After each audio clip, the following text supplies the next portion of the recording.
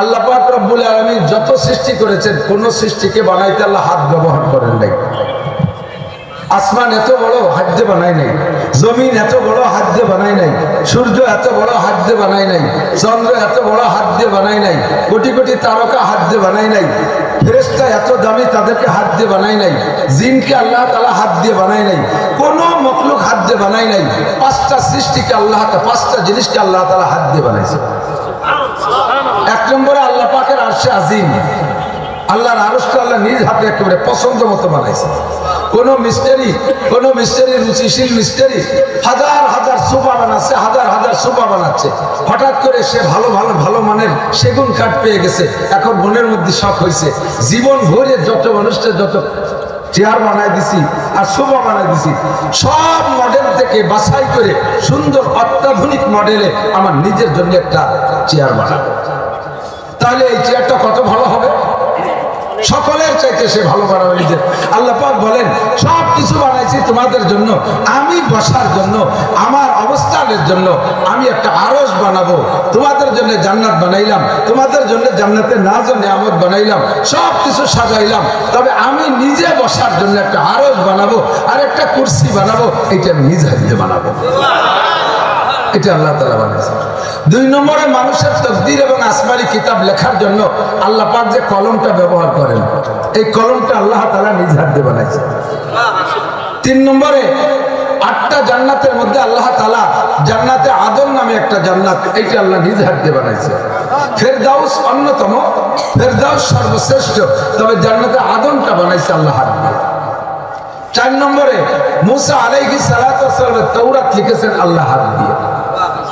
4টে কিতাব, এই কিতাবটা 4টে। 5 নম্বরে আদম আলাইহিস সালাম সহ কিয়ামত পর্যন্ত যত মানুষ আসবে সমস্ত মানুষের গলার উপরে টুক মাথা মুখমণ্ডল আল্লাহ নিজ হাতে বানাইছে। যার পিছনে যার মেহনত বেশি তার প্রতি তার দরদও ঠিক না। সন্তান জন্ম দিতে আব্বারও কষ্ট করা লাগে, মারও কষ্ট করা লাগে, দুইজনের মধ্যে কষ্ট কার বেশি? মার কষ্ট বেশি। বাচ্চা তো বাচ্চা পেটে করে ঘুরে নেই, 10 মাস পেটে করে ঘুরছে, ডেলিভারি যন্ত্রণা কত বেশি। কিছু কিছু মানুষ আছে পাগলের মতো, স্ত্রীকে টর্চারিং করেন। আপনি একটা মিনিট একটু ভাবলে জীবনে কোনোদিন স্ত্রীর গায়ে হাত দিতেন না, তারে ধমক দিতেন না, তারে গালি দিতেন না, তার কাছে যৌতুক চাওয়া তো দূরের কথা। একটা পুরুষ 50 বছর যদি পরিশ্রম করে, তার জীবনের সেই 50 বছরের প্রচন্ড পরিশ্রমকে একত্রিত করলে একদিনের মধ্যে নিয়ে আসলে তাতে যে পরিমাণ পরিশ্রম হয়, একটা প্রথম মেয়ে, একটা মহিলা তার প্রথম সন্তান যদি নর্মাল ডেলিভারি দেয় তাহলে এই পুরুষের 50 বছরের পরিশ্রমের চাইতে বেশি, এত পরিশ্রম করে। আল্লাহু আকবার। তো বাচ্চা ডেলিভারি দিতে মায়ের কষ্ট, দুধ খাওয়ায় মা, ঘুম কামায় মা, পেশাব পায়খানা সাফ করে মা, কথা বলেন, কাঁথা কাপড় পরিষ্কার করে মা, সব পরিশ্রমী মা। বাপে শুধু বাইরে থেকে ইনকাম করে টাকা দেয়, রান্না বান্না করে খাওয়ায় মা, গোসল করায় মা। এই জন্যে সন্তানের টান মায়ের প্রতি বেশি, মারও টান সন্তানের প্রতি বেশি, যার পরিশ্রম বেশি। এক যুবক বসে বসে একজোড়া ছেঁড়া স্যান্ডেল, দামি একটা শাল, 12,000 টাকা দামের কাশ্মীরি শাল, শাল মানে 2024 সাল না, কাশ্মীরি শাল দিয়ে স্যান্ডেল মুছতেছে।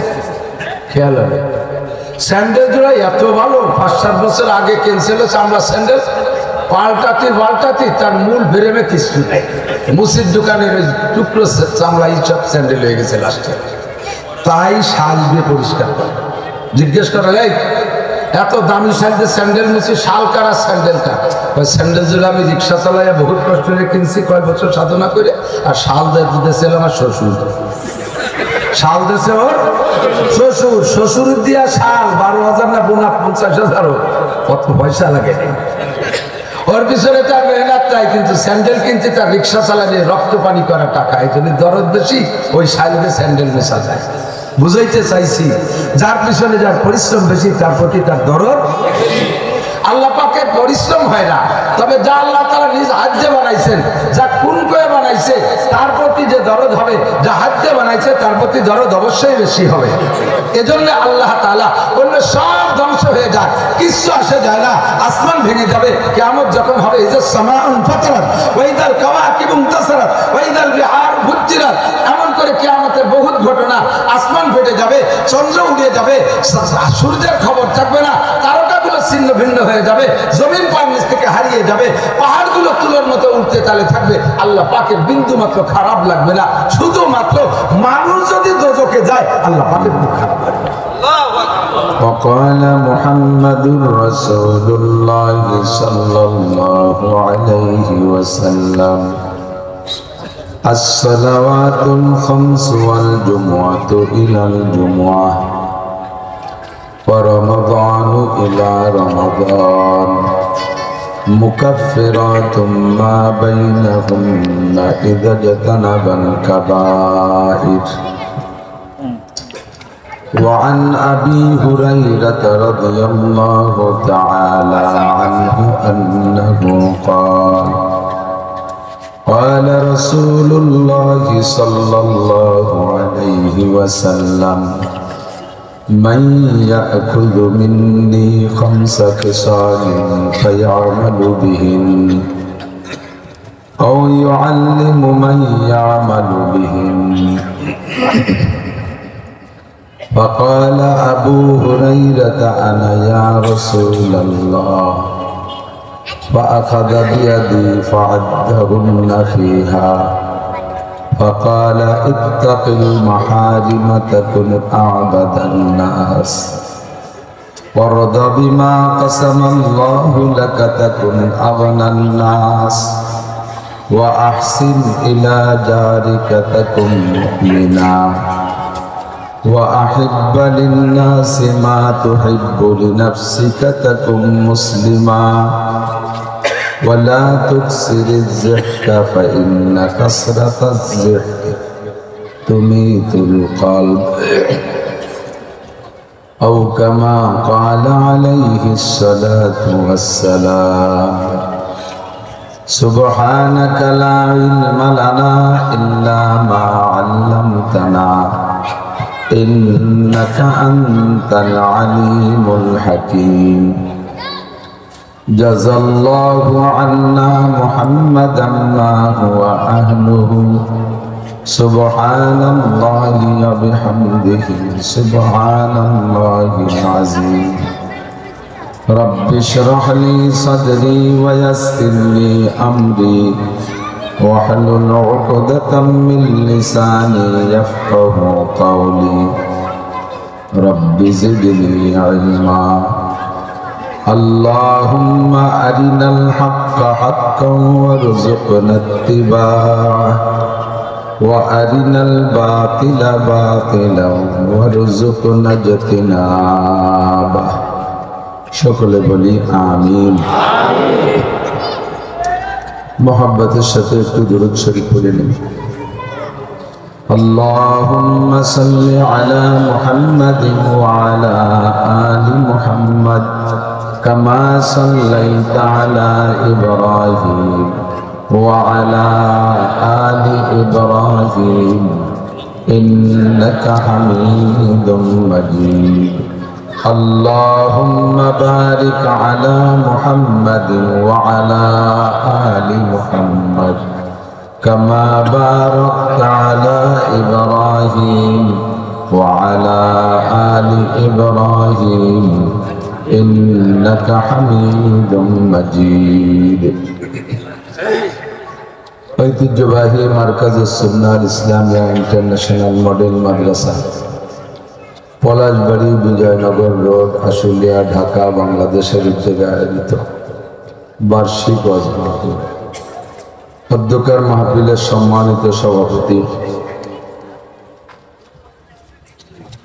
মাদ্রাসার সুযোগ্য সুদক্ষ সাহেবে আমল সাহেবে ইলম হযরত মুহতামিম সাহেব হুজুর হাফিজাহুল্লাহ, হযরতে আসাতিজা কিরাম, আজিজ আমতুলাবা, আজকের মাহফিল উপলক্ষে দাওয়াতি উলামায়ে কিরাম, এই অঞ্চলের অনেক অনেক উলামায়ে কিরাম, আইম্মায়ে মাসাজিদ, প্রাণপ্রিয় দেশবাসী, দূর পর্দার আড়ালে বসে থাকা মা ও বোনেরা, আল্লাহ তাবারক ওয়া তাআলা শাহী দরবারে আমাদের পক্ষ থেকে সর্বক্ষণ অসংখ্য শুকর।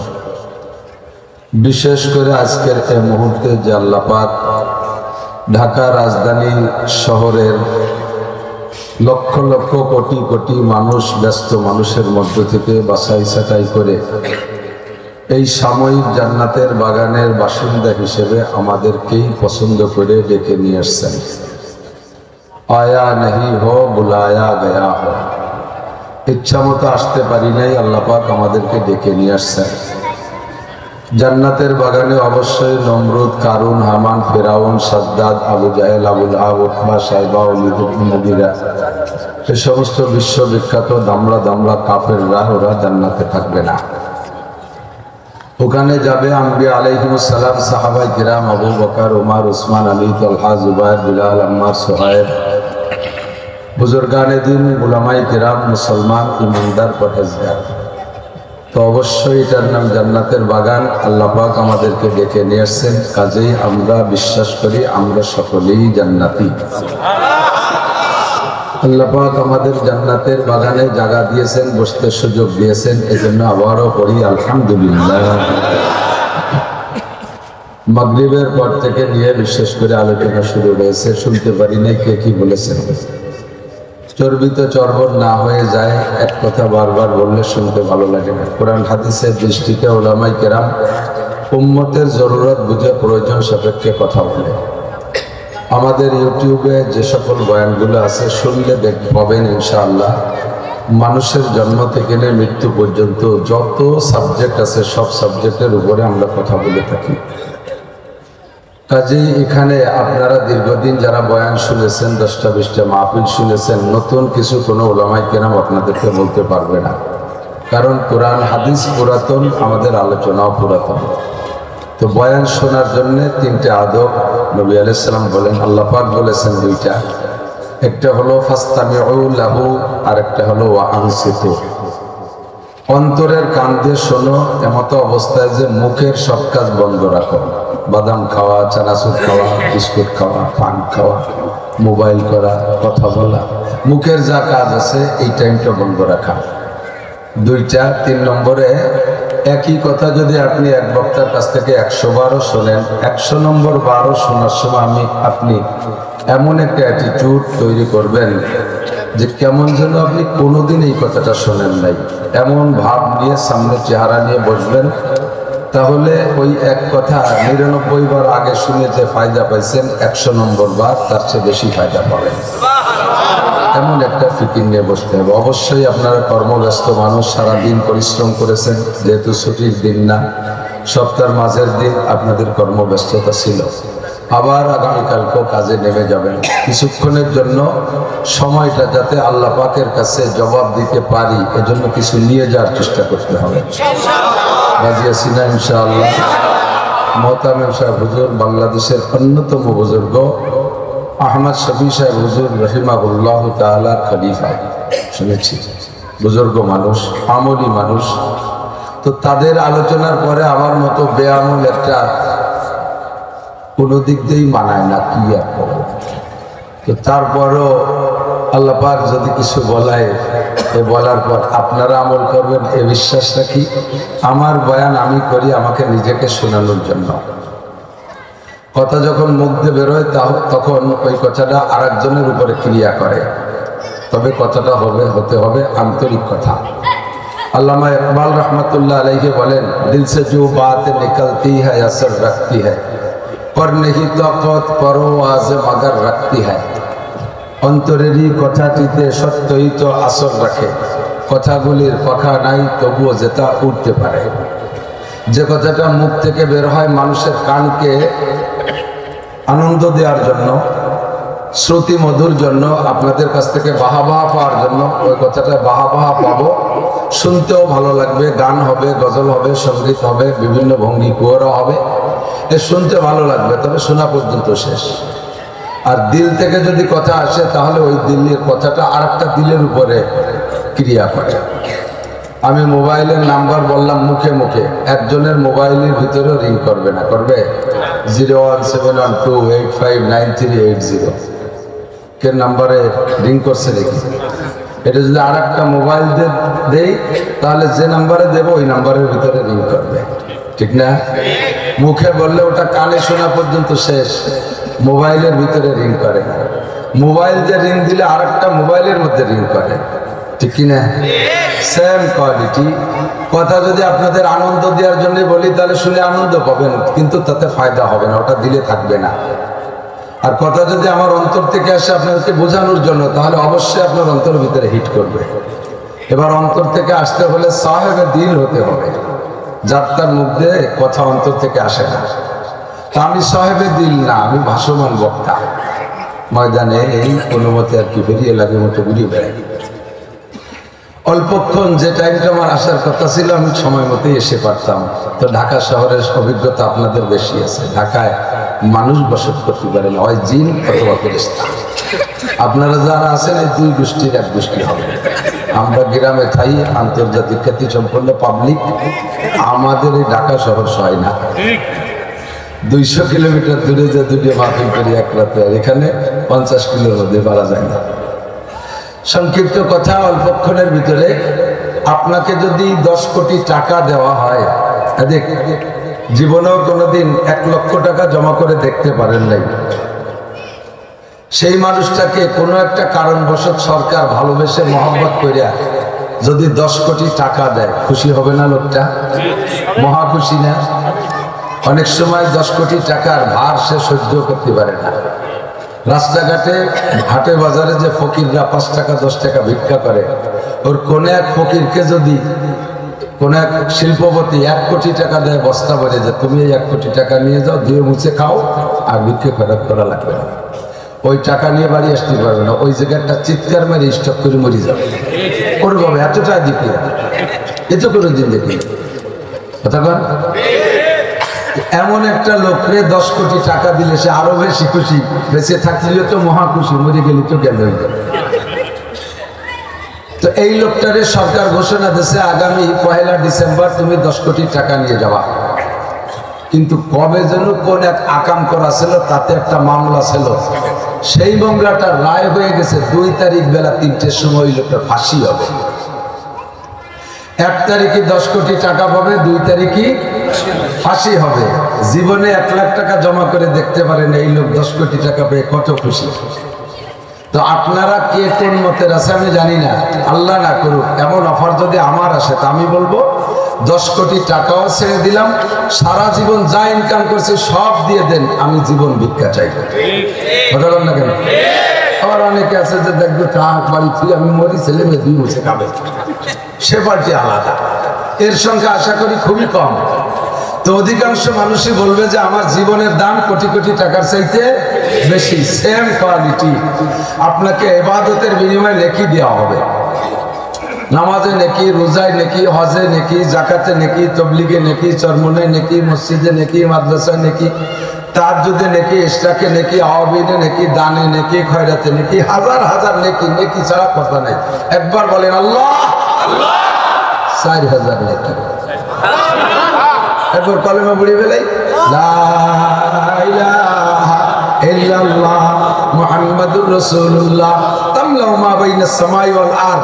আসমান আর জমিনের মাঝখানে যত ফাঁকা জায়গা আছে প্রত্যেক পণ্যওয়ালার জন্য নেকিতে ভরে গেছে।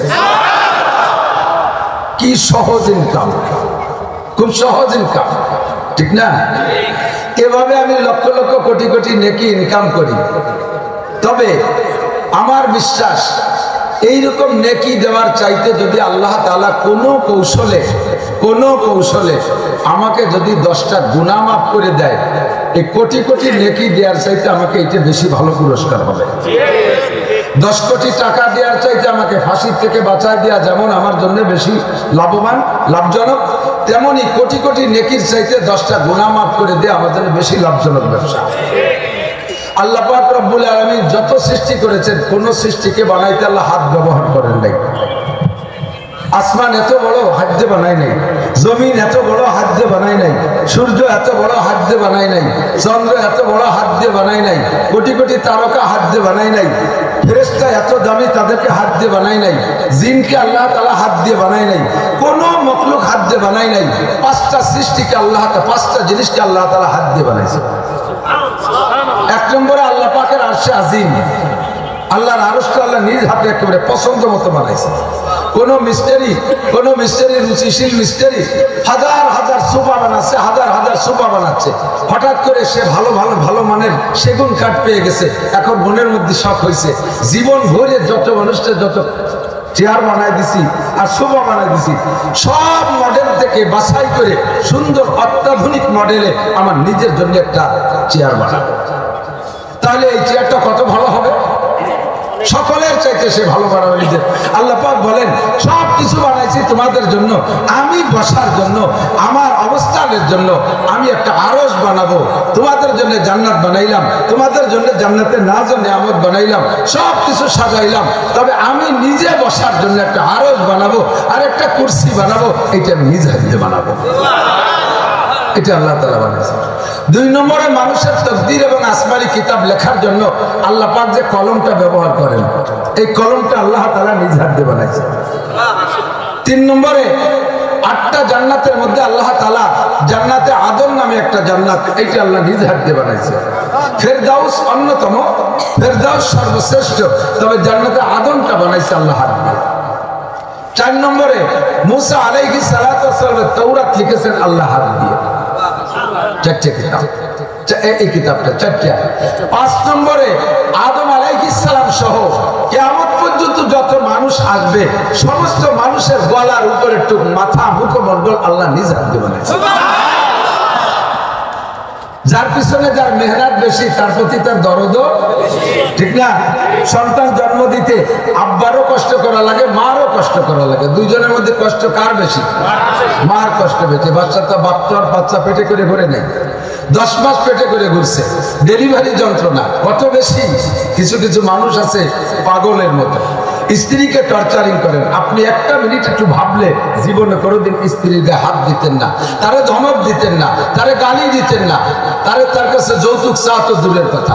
একটা পুরুষ 50 বছর যদি পরিশ্রম করে, তার জীবনের সেই 50 বছরের প্রচন্ড পরিশ্রমকে একত্রিত করলে একদিনের মধ্যে নিয়ে আসলে তাতে যে পরিমাণ পরিশ্রম হয়, একটা প্রথম মেয়ে, একটা মহিলা তার প্রথম সন্তান যদি নর্মাল ডেলিভারি দেয়, তাহলে পুরুষের 50 বছরের পরিশ্রমের চাইতে বেশি।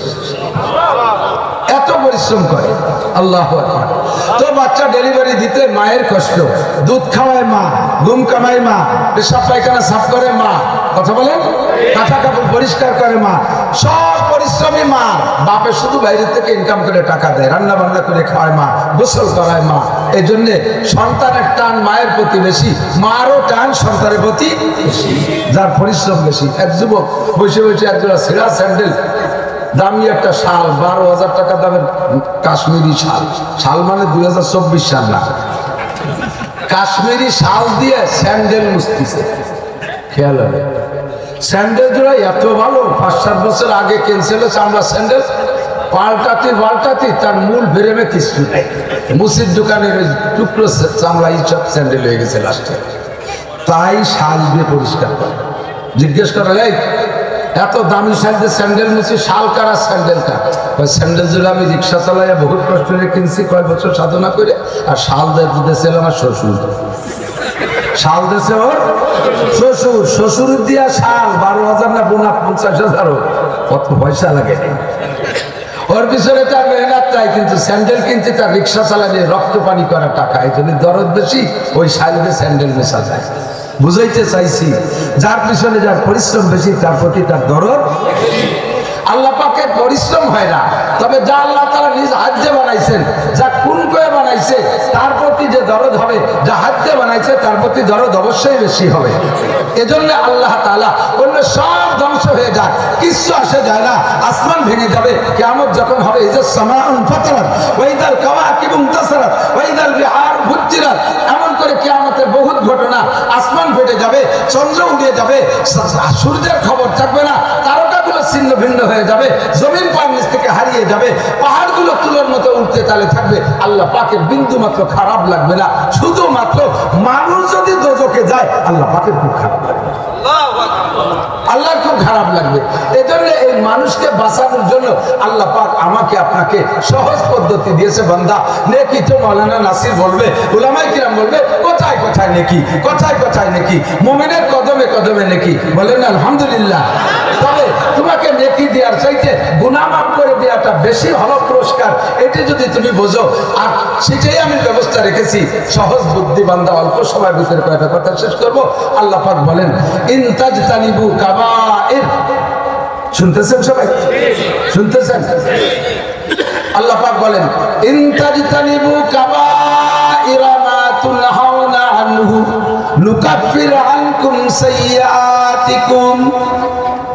তোমরা যদি দুনিয়ায় যত গুনাহ আছে, গুনাহ দুই ভাগে বিভক্ত। আমার দিক নোট অফ বাটস, কথা হবে নীরবে শুনতে। যত গুনাহ আছে সব গুনাহ দুই ভাগে ভাগ। কয় ভাগ? বড় আর ছোট। বড় আর বড়টার নামও গুনাহ, বলেন বড়টার নামও, ছোটটার নাম নেকি। ছোটটার নামও গুনাহ। গুনাহ মানে আল্লাহ পাকের নাফরমানি। বড়টা আল্লাহর নাফরমানি, ছোটটা আল্লাহর নাফরমানি। দুইটা গুনার জন্য আল্লাহ পাকের পক্ষ থেকে বিচার একই। একটা গুনার কারণে ৭,০০০ বছর জাহান্নাম। ভয় পান নাই? একটু মোমবাতি জ্বালাইয়া ওর মধ্যে 2 মিনিট আঙ্গুল জুড়ে রাখতে কোন বাহাদুর আছেন পারবে? অতর্কিত ভাবে গার্মেন্টস পুড়ি আগুন লেগে মরে যায়, সে তো যায়, সে তো ছেড়ে ছাড়তে পারে না, তাই পুড়িয়ে যায়। ইচ্ছাকৃত ভাবে শান্ত মস্তিষ্কে একটা মোমের আগুনের মধ্যে 1 মিনিট আঙ্গুল রাখা যায় না, 10 সেকেন্ড আঙ্গুল রাখা যায় না। আর জাহান্নামের আগুন, যুবক বিশ্বাস করো, এর চাইতে 99 গুণ পাওয়ারওয়ালা, 100 গুণ পাওয়ারওয়ালা। এই জাহান্নামের আগুনের ভিতরে আপনাকে একটা গুনার কারণে ৭,০০০ বছর জাহান্নামে পড়তে হবে। ৭,০০০ বছরে কয় বছর? বুঝে নেই। ৭,০০০ বছরে কয় বছর? ৭,০০০ বছর। ৭,০০০ বছরে তার এই বাংলাদেশের জেলের মতো 9 মাসে বছর না, ও জায়গায় পুরো মাস, দিন গুণে, মিনিট গুণে বছর হবে। ৭,০০০ বছর জাহান্নাম। সগীরা গুনাহ ৭,০০০, কবিরা গুনাহ ৭,০০০। কথা বলেন কয় হাজার? তা সগীরা কবিরা ভাগ করে লাভ কি হলো? কবিরা মানে দেখতে বড়, আর সগীরা মানে দেখতে ছোট। বাকি সবই আল্লাহর নাফরমানি। দুইটার বিচার একই রকম করলে, দুইটার শাস্তি একই রকম দিলে বেইনসাফি হবে না? আদৌ না। 4 হাত লম্বা একটা কেউটে সাপে আপনাকে কামড় দিলে আপনি মরেন। সাপে কামড়ালে মানুষ মরে না? তো বড় একটা কেউটে সাপে কামড় দিয়েছে, মানুষ মারা গেছে। ছোট্ট 1 বিঘে ছোট্ট একটা সাপ, ওটা কামড়ালে তো মরে না। যদি সগীরের সাপ কবিরা সবাই কামড়াইলে মারে, সগীরা সবাই কামড়ালি মরে। মারে টাইম একটু বেশি খায়, একে টাইমে মরে। বড় সাপে কামড়াইলে যে টাইমে মরে, ছোট সাপে কামড়াইলে সেই টাইমে মরে। বড় সাপে কামড়াইলেও মরে, ছোট সাপে কামড়াইলেও মরে। ঠিক কি ঠিক না? তো কাজেই কবিরা গুনাহ ৭,০০০ বছর, সগীরা গুনাহ ৭,০০০ বছর। আল্লাহ পাকের বিচার ন্যায্যের ভিতরে কোনো ত্রুটি নেই। আল্লাহ পাক রব্বুল আলামিন বলেন কবিরা গুনাহ থেকে বাঁচা সহজ, এই জন্য তোমাদের দায়িত্ব দিলাম কবিরা গুনাহ। সগীরা গুনাহ থেকে বাঁচা কঠিন। যেমন বড় 4 হাত লম্বা একটা সাপে যদি দংশন করতে যায়, কামড় দিতে যায়, সে ফনা তোলে, তার ফনাটা 1.5 হাত উঁচু হয়। একটা সাপের বডি যতটুকু ফনা তোলে, যে সব সাপে ওর বডিটার চেয়ে 3 ভাগের 1 ভাগ, 1/3 ফনার সময় উঁচু হয়ে যায়। তো সাপটা যদি 3 হাত হয়, 1 হাত উঁচু হয়ে গেল, ফস করে একটা শব্দ দেয়, শব্দটা সাপটা বড়, তার ফনাটা বড়, চোখেও পড়ে, ফসটাও শব্দ হয়, কানে আসে, কানে আসার সাথে সাথে জাম করে লাফ দিয়ে আত্মরক্ষা করা যায়। ঠিক না? কিন্তু ছোট্ট একটু একটা সাপ জুতোর মধ্যে ঢুকে বসে রয়েছে, তার বয়সও নাই, তার মা ভনাও নাই, জাঙ্গের সাথে বেচা রয়েছে বলে দড়িয়ে গড়িয়ে ফেলেছে, মেরিয়ে দেশে জায়গা হবে। গেঞ্জির মোবাইলের মধ্যে বেচা রয়েছে, গায়ে দিচ্ছে রাত্রি অন্ধকারে, মেরিয়ে দেশে জায়গা হবে। ওর বয়সও নাই, ওর আওয়াজও নাই, ওর বডিও নাই। বালিশের কুলার মধ্যে লুকায় রয়েছে, নাড়া দিচ্ছে, কানে মেরিয়ে দিচ্ছে। পায়ে কামড় দিলে হাঁটুর উপরে বান বাঁধবে, এই জায়গায় রশি বাঁধবে। কানে কামড় দিলে গলায় বাঁধতে হবে না, ঘন্টা খানি পরে বললেও আগে বেরিয়ে যাবে। ঠিক না? তাহলে ছোটটার থেকে বাঁচা কঠিন, ছোটটার থেকে বাঁচা কঠিন। বিচার একই, বিচার একই। আল্লাহ পাক বললেন তুমি কবিরা গুনাহ থেকে বাঁচো, আওয়াজ দেবে, হস করবে, চোখে পড়বে, জাম করে রাখতে সরে যাও। সগীরা গুনাহ দেখা যায় না, কোন ফাঁকে মুখে হয়ে যাবে, ওদের থেকে বাঁচা তোমার বড় কঠিন। ওইটির দায়িত্ব আমি আল্লাহ নিয়ে দিলাম। ইন তাজতানিবু কাবাইরা মা তুনহাউনা আনহু, যে সকল কবিরা গুনাহ থেকে তোমাদেরকে নিষেধ করা হয়েছে, বাঁচার কথা বলা হয়েছে। ইনতাই তারিবু, যদি তুমি কবিরা গুনাহ থেকে বাঁচতে পারো, আল্লাহ কা নুকাফির আনকুম সাইয়্যাতিকুম, তোমার সমস্ত সগীরা গুনাহ আমি বিনা তওবায় ক্ষমা করে দেব। এর জন্য আস্তাগফিরুল্লাহ পড়া লাগবে না, এর জন্য তওবা করা লাগবে না, আমি আল্লাহ বিনা তওবায় ক্ষমা করে দেব। তবে সামান্য একটু সিস্টেম করতে হবে, অল্প একটু সিস্টেমের আমল করো, তাহলে সগীরা গুনাহ আমল নামায় একটাও থাকবে, আমার দিক সগীরা গুনাহ একটাও থাকবে না। আল্লাহ সিস্টেম কি বলে দাও, আল্লাহ কয় ওয়াকিমিস সালাতা তারাফাইন নাহারি ওয়া যুলাফাম মিনাল লাইল ইন্নাল হাসানাতি ইউযহিবনাস সাইয়্যাত যালিকা যিকরা লিয-যাকিরিন। সিস্টেমটা হলো দিনে রাতে 5 ওয়াক্ত নামাজ। জোরে বলেন কয়? আরো জোরে। কেন নষ্ট করাই? বর্তমানে দুনিয়ায় মুমিনের ঈমান ধ্বংস করার জন্য ফিতনার অভাব নাই। কতবার নেক্সট সূরাতে ধোঁকা দেওয়ার জন্য আসছে কাদিয়ানীরা, নাম পায় আহমদি মুসলিম জামাত। আপনারা সাধারণ পাবলিক, জেনারেল শিক্ষিত বা সাধারণ পাবলিক, আহমদি শুনলে মনে করবেন আপনার নবীর নাম, আর মুসলিম শুনলে নির্দ্বিধায় মনে করবেন মুসলমান। তাহলে এরা অবশ্যই একটা সত্য জাতি, একটা সত্য গোষ্ঠী। অথচ এরা হলো আল্লাহকে আল্লাহ বলে মুখে স্বীকার করে, অন্তর তাদের কাফের, আর বাহ্যিকভাবে মুহাম্মদুর রাসূলুল্লাহকে শেষ নবী মানে না। ওরা গোলাম আহমদ কাদিয়ানীকে নবী মানে। এরা কি মুসলমান না কাফের? যারা কাফের বলতে কৃপণতা করবেন, মুখ বন্ধ করে বসে থাকবেন, তার ওই ইমানের মধ্যে ত্রুটি আছে। বাংলাদেশ চলতেছে সমন্বয়ের বাংলাদেশ, তাই না? সমন্বয়ের বাংলাদেশ, সংস্করণের বাংলাদেশ। বিগত সরকারকে বইলা পারলাম না, আওয়ামী লীগ সরকারকে বলেছি, বিএনপি সরকারকে বলেছি, এরশাদ সরকারকে বলেছি, কাদিয়ানীদেরকে বাংলাদেশ থেকে অমুসলিম ঘোষণা দিতে হবে।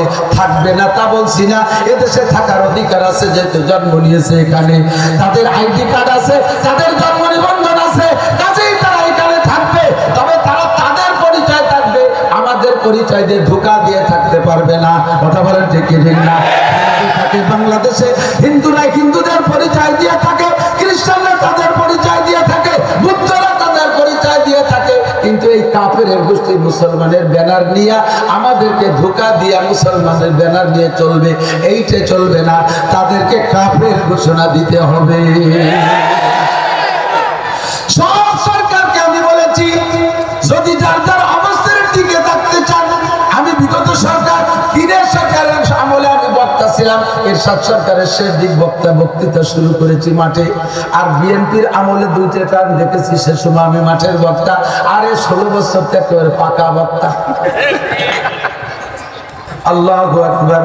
এই এতকাল পর্যন্ত বলছি, সরকার যদি তার মসনদে টিকে থাকতে চায়, 9 দফা 6 দফা 14 দফা না, আমি ছোট্ট করে 3টে দফা আপনারা শিখাই দেই। এই 3টে দফা বাস্তবায়ন করেন, তাহলে আপনাদের এগেইনস্টে বাংলাদেশে কোনো দল থাকবে না। নতুন করে আরেকটা দফা চালু করছি, সেইটা হলো এই আখেরি দফা। 1 নম্বর দফা হলো বাংলাদেশ জাতীয় সংসদ থেকে কত বিল পাস করলেন, কত বিল পাস করলেন, কত বিলের নাম আমরা জানি না, শুনি মাঝে মাঝে দেখি। এত বিলের ভিতরে মুসলিম সংখ্যাগরিষ্ঠ দেশে একটা বিল পাস করতে হবে, সংসদ থেকে নামাজের বিল পাস। একমত না আপনারা? নামাজের না পড়ে সে একমত, হ্যাঁ এতে একমত। কেন হুজুর আমরা সংসদ থেকে পাস করাবো, কেন আপনারা মাঠে বাস করে পড়ান? তাহলে বলবো আমরা মাঠে বাস করে মসজিদে নিয়ে গেছিলাম, তোমরা করোনা জুজুবুড়ির ভয়তে আমাদের মসজিদ থেকে বের করে দিলে কেন? মসজিদ থেকে মসজিদে ঢুকবে, মসজিদ থেকে বের করার দায়িত্ব পালন করবা যারা, মসজিদে ঢুকানোর দায়িত্ব পালন করবা তারা। কথা ঠিক না? আমরা এত আজ নসিহত করে ঢুকাইছি, তোমরা করোনা জুজুবুড়ির ভয়তে মসজিদ খালি করে দিছো। কিয়ামতের ময়দানে ধরা পড়বারে চাচি চাচা গোষ্ঠী সহ, এই আমার মসজিদ খালি করলে পরে কেন ভরিয়ে দিলি না? কেন ভরিয়ে দিলি না? তারা আল্লাহ তুমি কি এটা বুঝি শুনে প্রশ্ন করছো? এটা কথার মতো কথা। এত মানুষ, এই 18 কোটি মানুষ কোন আগানে বাগানে কুয়ো কানা খাল বিলির মধ্যে খায়, এটা কোন জায়গায় কানুনের মধ্যে বাসের তলে ট্রাকের তলে বলা যায়, আমি কোন জায়গাতে ফুটে ফুটে নামাজ পড়াবো? আল্লাহটা তোমার খোটা লাগবে না। তুমি প্রমাণ করেছো মসজিদ যারা খালি করতে পারে মসজিদ তারা ভরতে পারে। তুমি পুলিশ পাঠাই দিয়া আমার মসজিদ গুলো খালি করেছো। আরে খালি করতে যত কষ্ট করা লাগে ভরতে অত কষ্ট করা লাগবে না।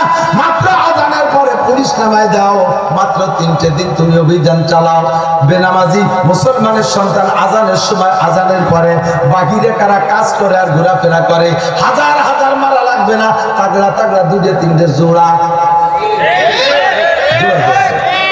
2-3টে জোড়ার পাশায় তুলে 5টা-6টা বাড়ি দিয়ে দাও। আর ওই যে ইউটিউব আর টেলিভিশনে ভাইরাল করে দাও যে পুলিশে এখন বেনামাজিকে পিটাচ্ছে। দেখবা আল্লাহ বাসারি একটাও বেনামাজি থাকবে না, সাথে সাথে হিন্দু যুবকরাও ভয়তে ঢুকে যাবে। আরে একসাথে বলে নামাজ না পড়লেই পিটাই, কথা বল। এখনকার পিটাইয়ে নামাজ পড়ানো কি জায়েজ আছে? সরকারের রোজগার আবার ভালো ভালো মুহাদ্দিস, হযরত মাওলানা মুহাদ্দিস মমতাজ সাইকুল হাদিস, ও কাজে আমি বুখারী মুসলিম তিরমিজি সব পড়ছি, পুরো ডিম পড়ছি। এই মুহাদ্দিসটা ওই জায়গা বলছে ফাতোয়া দেয় লা ইকরাহা ফিদ্দীন, লা ইকরাহা ফিদ্দীন, ধর্মের মধ্যে জবরদস্তি নাই, ধর্মের মধ্যে জবরদস্তি নাই। তরজমা তুই বুঝিস না। আমার নবী নামাজ সংক্রান্ত বলেছে মুরুস বিয়ারাকুম বিসসালাতি ওয়া হুম আবনাউ সাবঈ সিনিন, বাচ্চাদের বয়স যখন হবে 7 তখন থেকে নামাজের প্রশিক্ষণ দিবা। বাচ্চাদের বয়স কয়? জোরে হলো না? তখন থেকে নামাজের ওয়ার্ডার করে প্রশিক্ষণ দাও। ওয়াজরিবুহুম আলাইহা, ওয়াজরিবুহুম আলাইহা, আলাইহা মানে নামাজ, ওয়াজরিবুহুম আলাইহা, আরে নামাজের কারণে সন্তানকে প্রহার করো, পিটান দাও। ওহুম আবনাউ 10 সিনিন, বাচ্চাদের বয়স যখন 10 হয়ে যাবে, 10 বছর পুরে একদিন বেশি হয়ে গেলে সন্তানে যদি নামাজ না পড়ে তাকে আব্বা মার ওয়াজিব দায়িত্ব একটা পিটেন দেওয়া তারে ওয়াজিব।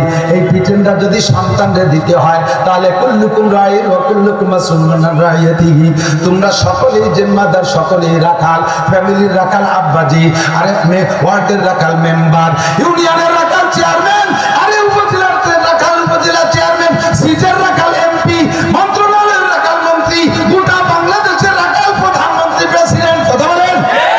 তাদের অভ্যন্তরে প্রধান তত্ত্বাবধায়ক সরকার, অন্তর্বর্তীকালীন সরকারের প্রধান উপদেষ্টা, গোটা বাংলাদেশের রাখাল। তোমাকে দায়িত্ব দেওয়া হয়েছে পিটাই নামাজ পড়াও। পিটাইয়ে কত কিছু করলা, পিটাইয়ে কত কিছু করলে, নামাজটা কেন পড়াইলে না? সরকারি পিটেনের লাঠির মধ্যে বরকত আলাদা, ও লাঠির বাড়ির মধ্যে বরকত আলাদা। আপনারা যারা প্রেসিডেন্ট ইরশাদ সাহেবের আমলে ছিলেন, মনে আছে মার্শাল্লাহ? মার্শাল্লাহ মনে আছে? মার্শাল্লাহ, ওই মার্শাল্লাহ ছিল। এই মার্শাল্লাহতে আইন ছিল খালি মাথায় চুল খুলিয়ে দিয়ে যে মহিলারা হাটে বাজারে ঘুরবে আর মিরা যাইয়ে তাদের মাথায় আলকাতরা ভাই, আর 6 ইঞ্চি ব্লাউজ পরে প্যাট বেরোনো বিটিকে এই প্যাটে আলকাতরা পালিশ দিয়ে দেবে। লাখ লাখ মহিলাকে পেটে আলকাতরা মাখায় নেই, সারা বাংলাদেশ ছিল তো গোটা 50 মহিলার পেটে আলকাতরা, মাথায় আলকাতরা দিছে। আরে কপাল, মাথায় তো হেজাব লাগাইছেই, যদি ব্লাউজ বড় ব্লাউজ বানায় ছাত্রীরা হচ্ছে বাপের সাঙ্গায় দিল দিয়া রাখছে। মারির নাম জহর কাপুর পালায় তার বলে ভাই, কথা ঠিক না? কুরআন হাদিসের বয়ানের সাথে সাথে সরকারি কিছু আইন কানুন লাগবে। আমার বাড়ির বসতে মধুমতি নদী, মধুমতি নদীর মিষ্টি পানিতে এপাশের যত মানুষ আছে সব নদীতে গোসল করে, মহিলা পুরুষ এক সাইডে, আর ওই নদীতে গোসল করে জায়গাতে কাপড় পাল্টাই টালাই বাড়ি এসে নিরিবিলি আল্লাহ। আমরা তো ওই এলাকার বক্তা, সদস্যবাস করে গেছে, ঠেকাইতে পারে নাই। গহরডাঙ্গার হুজুররা ঠেকাইতে পারে নাই, ওই বছর বক্তারা ঠেকাইতে পারে নাই, আমিও শেষকালে এসে ঠেকাতে পারি নাই। 3 বছর আগে আল্লাহর রহমতে আল্লাহ কুদরতি কায়দায় বক্তা হটাই দিছে। আমার মাদ্রাসার ছেলেরা আমার মাদ্রাসার ঘাটের নদীতে গোসল করে। আল্লাহ,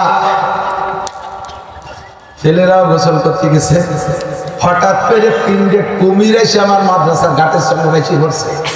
3টে কুমির, সে সময় নদীতে বহু মহিলা, যখন দেখছে যে কুমির আর কাপড় ভরার সময় ছিঁড়িয়ে ফুড়িয়ে দৌড়।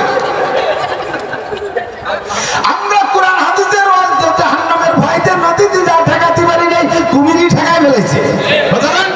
3-4 মাস মহিলারা নদীতে যায় না। এখান থেকে প্রমাণ হয় ওয়াজের সাথে একটা কুমিরও লাগবে। কুমির না করলে শুধু ওয়াজ দিয়ে মানুষকে কন্ট্রোল করা যায় না। সরকারি হুকুম আল্লাহর বরকতের মধ্যে, এই জন্য কানুন চাই জাতীয় সংসদ থেকে নামাজটাকে বিল আকারে পাশ করা হোক।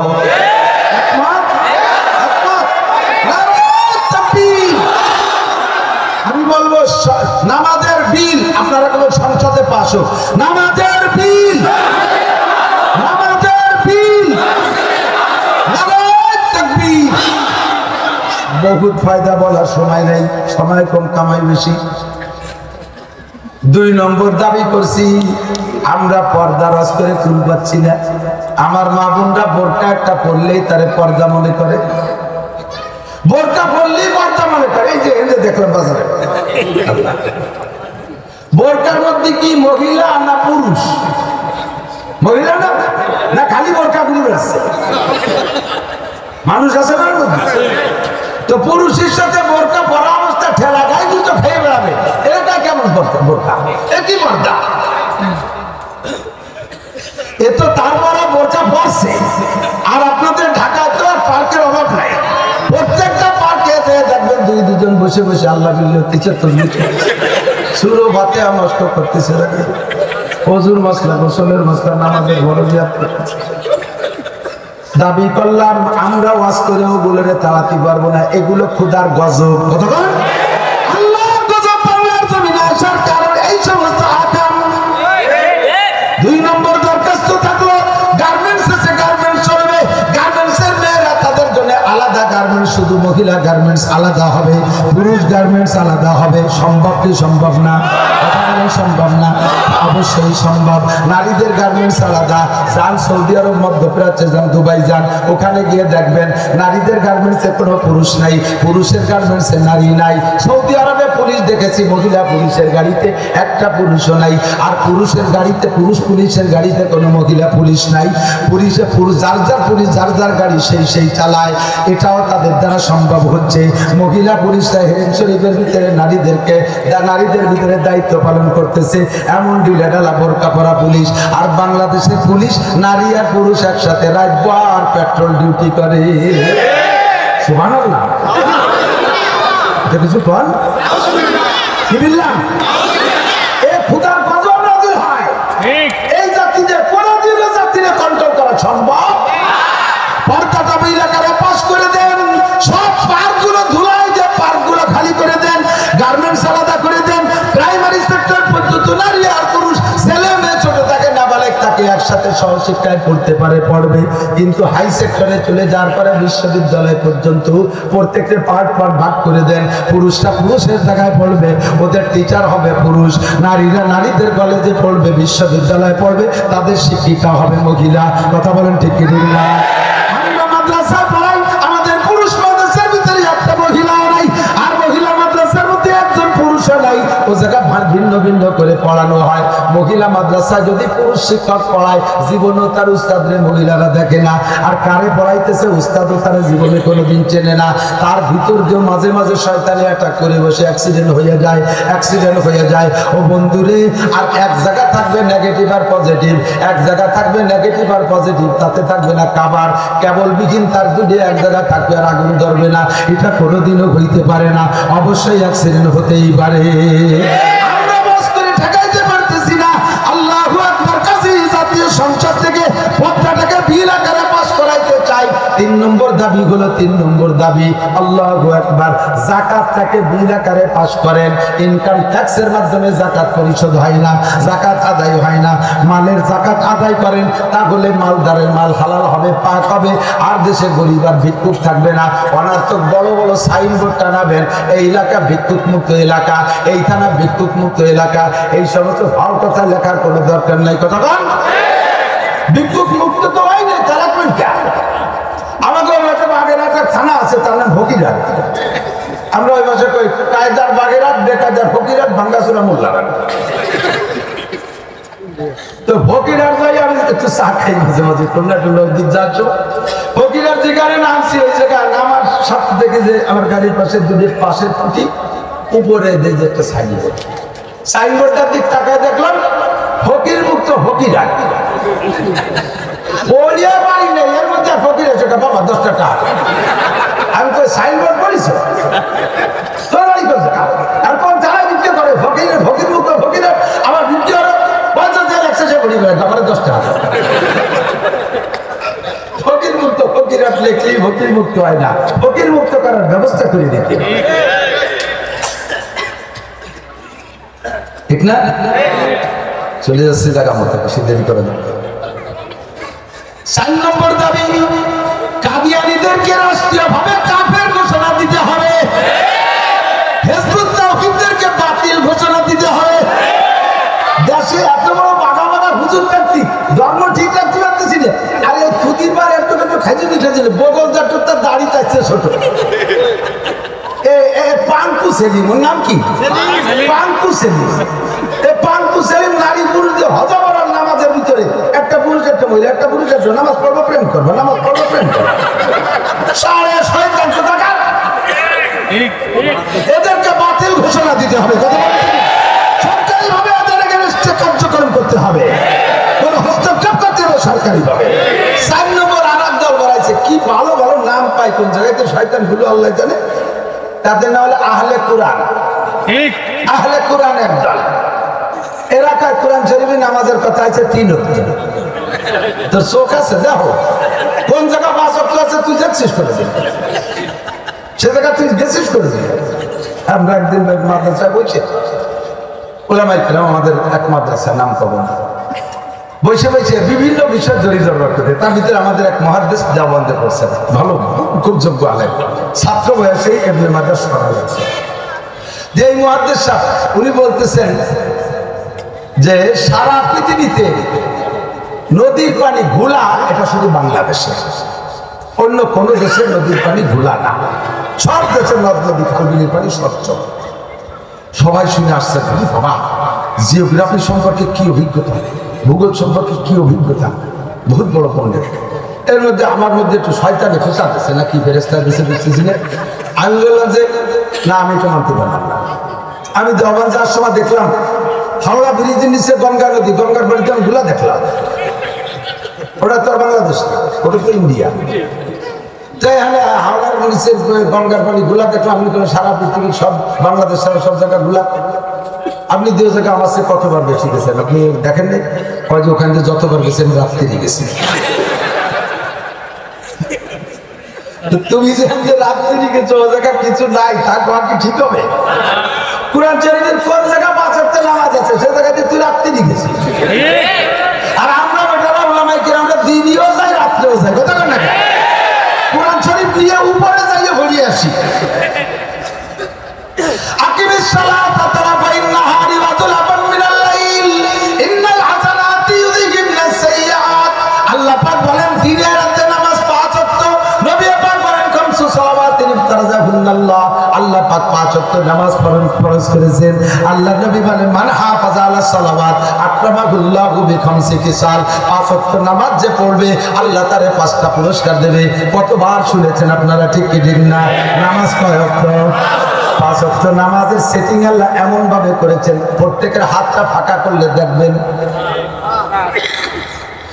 5 তো আছে কিন্তু ফাঁকার সেটিং যা দেখেন সব আঙ্গুলের ফাঁকা এক বরাবর না এইটা ফজর এইটা যোহর একটু মাঝারি ফাঁকা আসর মাগরিব ইশা ছোট ছোট ফাঁকা ঠিক না ফজর যোহর মাঝারি ফাঁকা আসর মাগরিব ইশা ছোট ছোট ফাঁকা এইটা যদি ফজর আর এইটা যদি ইশা হয় তাহলে ইশার পরে সারা রাতের একটা লম্বা ফাঁকা ঠিক না আল্লাহ পাক বলেন বাকিমিস সালাতা তারাফাইন নাহারি ওয়া যুলাফান মিনাল লাইল ইন্নাল হাসানাতি ইউযহিবনাস সাইয়্যাত 5 ওয়াক্ত নামাজ পড়বা আমার নবী বলেন as-সালাওয়াতুল খামস 5 ওয়াক্ত নামাজ ফজর পড়ছো যোহর পড়ছো মাঝখানে যত সগীরা গুনাহ তওবা করা লাগবে না 2 নামাজে তো মাঝখানে সগীরা গুনাহ খেয়ে ফেলে এরপরে যোহর পড়ছো ফজরের পরে যোহরের পরে আসর আর যোহরের মাঝখানে সগীরা গুনাহ থাকে না আসর পড়ছো মাগরিব পড়ছো মাঝখানে সগীরা গুনাহ শেষ মাগরিব পড়ছো ইশা পড়ছো মাঝখানে সগীরা শেষ ইশা পড়ছো আবার উঠে ফজর পড়ছো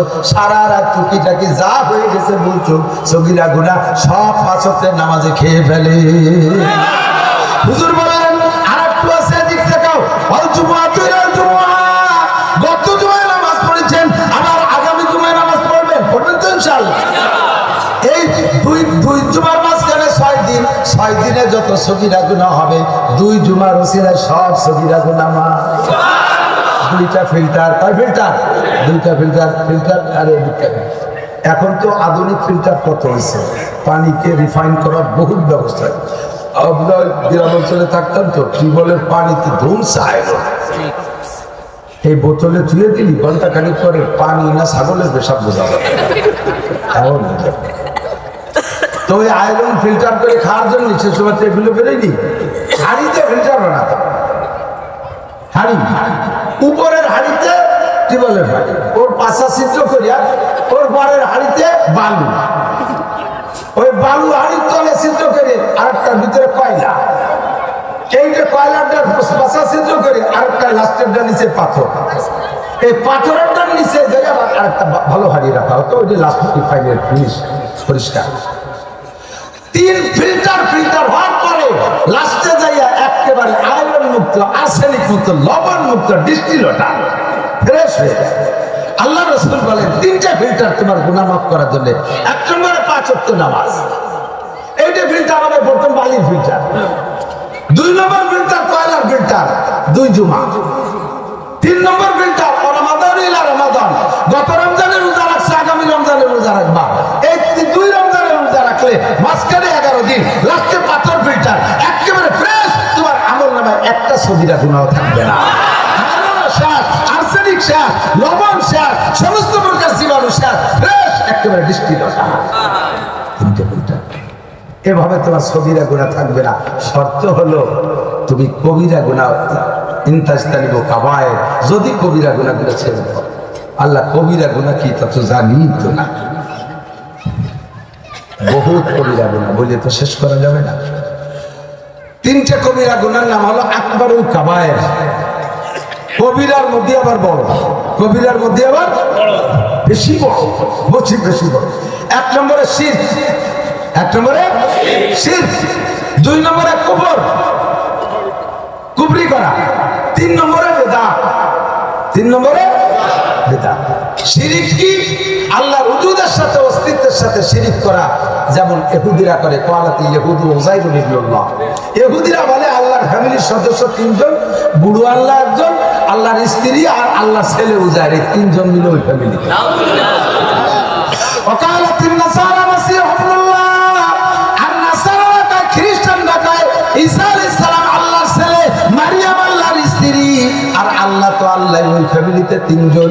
আমরা এই শিরকটা করি না, তবে আমরা করি সিফাতের শিরক, আমরা করি সিফাতের শিরক। সিফাতের শিরক কি?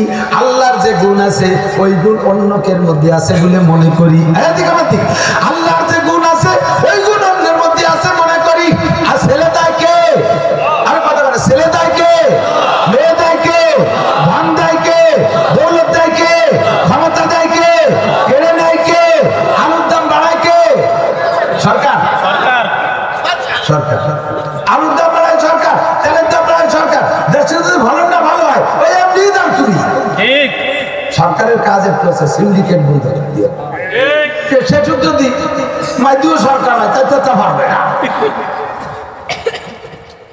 দুটা আমার ওই দিকের বাংলা আসি তখন টের বাংলা মাইদিও করছি, মানে বুকা বুকা বুকা আনাড়ি। আল্লাহ সব কিছুর কি বলা হয় দাম নির্ণয় করার ক্ষমতা কার কাছে?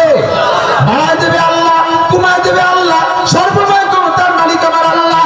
দুনিয়ার কোন মানুষের নামে অভিযোগ নাই, অভিযোগ হলো আমার ভাগ্যের উপরে, আমার ইমানের উপরে। আমি কোন জায়গায় অভিযোগ দেব না। আমার বিশ্বাস থাকে ছেলে দেয় আল্লাহ, মেয়ে দেয় আল্লাহ। পীর বাবার কোন ক্ষমতা আছে? কোন পীরের ছেলে মেয়ে দিতে পারে? পীরের নিজেরই তো ছেলে মেয়ে নাই।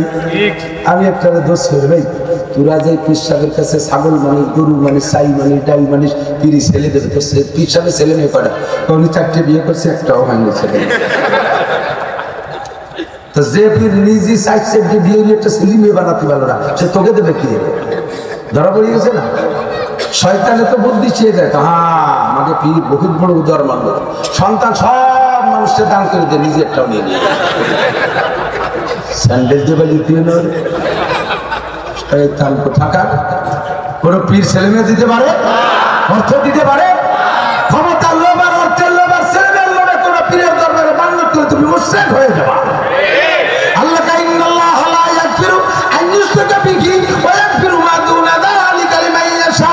আরে আর যে গুনাহ করিস আর না করিস বান্দা, শিরকি গুনাহটা করিস না, শিরকি গুনাহ করিস না।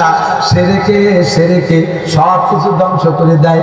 তোমার আমলনামার বস্তার ভিতরে যদি শিরকি গুনাহ না থাকে আর কুফরি গুনাহ না থাকে, যত গুনাহ যত বড় গুনাহ থাকুক না কেন, আল্লাহ পাক ইচ্ছা করলে যে কোনো বান্দা যে কোনো একটা ছোট থেকে ছোট একটা ভালো কাজ যদি আল্লাহর পছন্দ হয়ে যায়, ওই একটা কাজের বিনিময়ে তার সমস্ত গুনাহ মাফ করে দিতে পারে। পারে কি পারে না? ক্ষমতা আল্লাহর আছে না নাই? এজন্য এক নম্বরে শিরকি গুনাহ করব না। বহু জুজ আছে, ভাঙ্গায় বলতে সময় লাগবে, আমার সময় নাই। 2 নম্বরে কুফরি গুনাহ। কুফরি হলো নিয়ামতের শুকর আদায় না করার নাম কুফরি। নিয়ামতের দেনেওয়ালা কে? নিয়ামত দেয় কে? আল্লাহ দেয়। ছেলে দেয়, মেয়ে দেয়, সব দেয় কে? ছেলে মেয়ে ভালো বানাইছে কে? দেশে ফসল ফলাই কে? না ফলাই কে? চলমান ক্ষমতায় যারা যে বছর থাকে তারা সেই বছর যদি ফসল ভালো ফলে কি করে জানেন? এবার আমরা এই ধান বাম্পার ফলন দিয়েছি, বাম্পার ফলন। পরে যে শিল্প যে সব শেষ হয়ে গেল, সেই সময় ডাইনটা দিয়ে ঠেয়া বাম্পার দিয়ে ফলাইছে, বাম্পার ফলন আর কি এই পার ফলন। তা ডাইন পার তো শক্তি বেশি, ওই শিলি মারিয়ে গেল, তা ঠেয়ালি নেই, তা তো ঠেকাতে পারো না, জলে মারিয়ে তা ঠেকাতে পারো না। এবার আমরা প্রাকৃতিক দুর্যোগের মোকাবিলা করতে সক্ষম হয়েছি।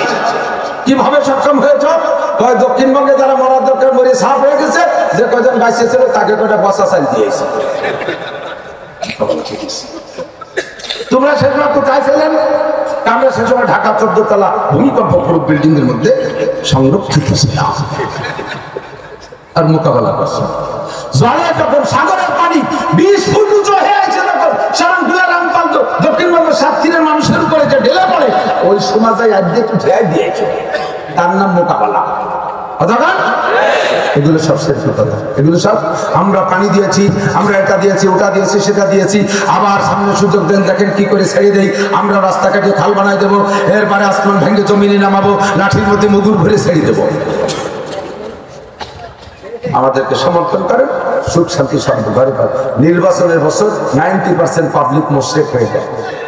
নির্বাচনের বছর 90% মানুষ মুশরিক হয়ে যায় নেতাদের পিছনে স্লোগান দিতে গিয়ে। বোতল ভাইকে দিলে ভোট শান্তি পাবে দেশের লোক, হয় না?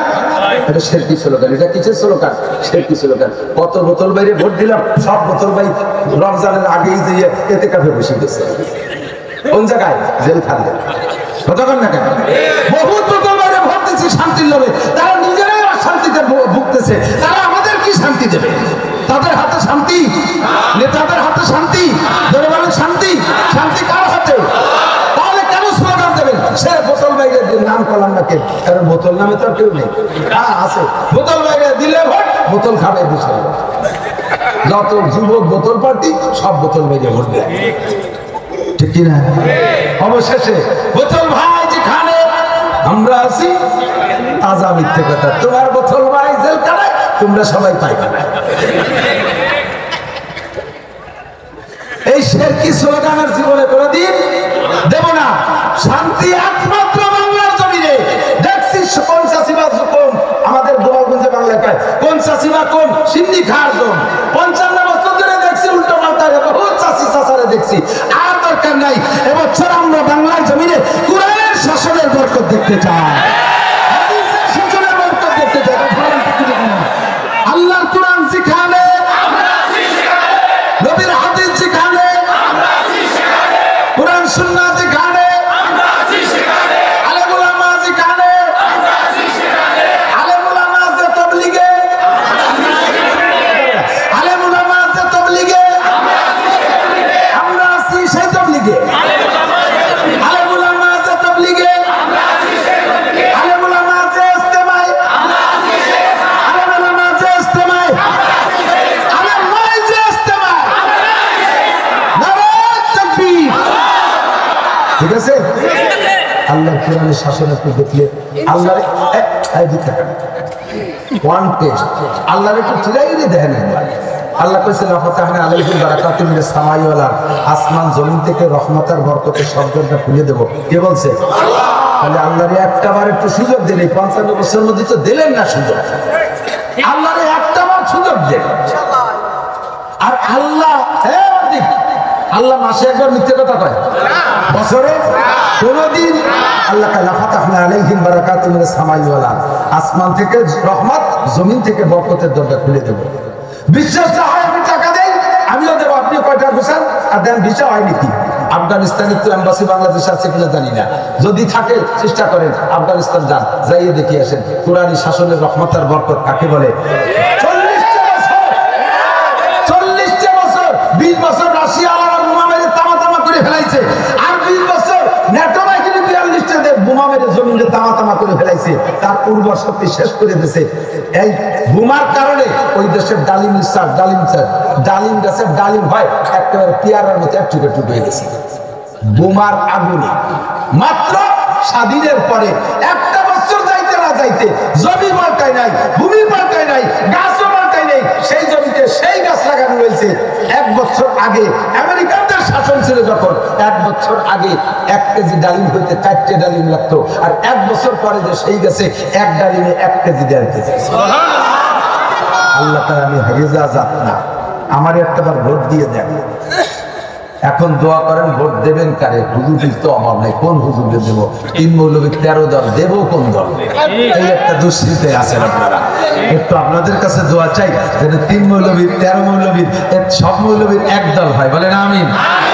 সব মৌলবী একদল হলে আমার জানা আছে লক্ষ লক্ষ আওয়ামী লীগের জনগণ হুজুরদের ভোট দেওয়ার জন্য হাতে শান্তি বসে রয়েছে।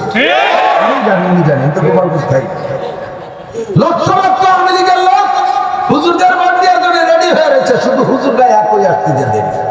যদি গরিবাদ হুজুররা হারায় তাহলে আল্লাহর কাছে হুজুরদের জব দেওয়া লাগবে। আমরা ছোট হুজুররাই এক হয়ে গেছি, শুধু বড় হুজুররাই এক হয়ে যায়। আমরা সবাই মনে মনে কেন হুজুররাই এক করে, কেন হয় না?